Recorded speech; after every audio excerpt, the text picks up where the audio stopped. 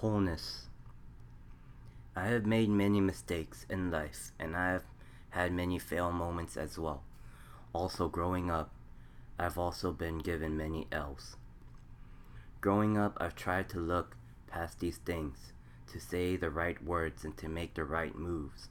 Focused on precision and being concise, only saying words that refreshes and causes people to stand in awe, amazement, and fascination, all for the purpose of having all of us elevated to new heights past our tendencies to one up one another and give each other reasons to be discouraged, let down, and disappointed, pointing out the obvious flaws. And I know people want to know what I am really thinking, but I believe this in itself is unnecessary. Yes, there is an aspect of freedom, and yet in our freedom, we may have the desire to grow in wisdom, and in wisdom relinquish certain freedoms for the sake of growing in wisdom, denying ourselves, denying certain desires to have its way for the sake of having an end result that is more desirable and appealing. For instance, not eating a donut and making the decision to start working out for the purpose of having a more attractive and healthy physique and a sense of consciousness.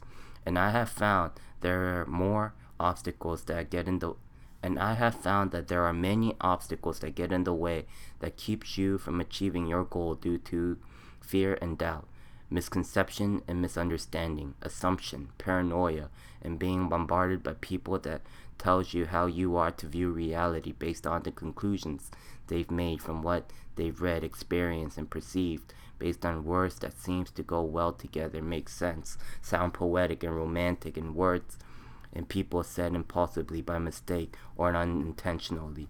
And there are many aspects of life rooted in sin and hopelessness, such as these that may discourage us and cause us to give up on our desired goals.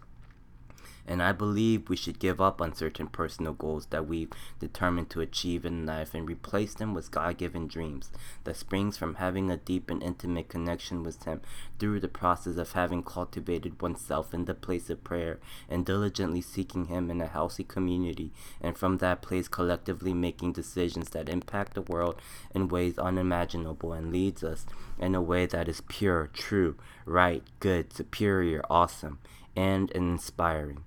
And despite and in spite of all the decisions I've made and all the experiences I've experienced, I believe we have reached an end of a journey and have finally reached a destination.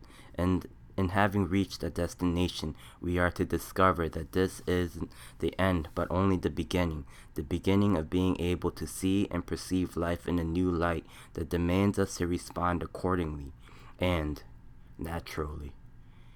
And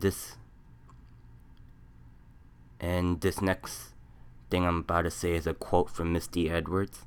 People get ready, Jesus is coming. Are you ready? Are you ready for this?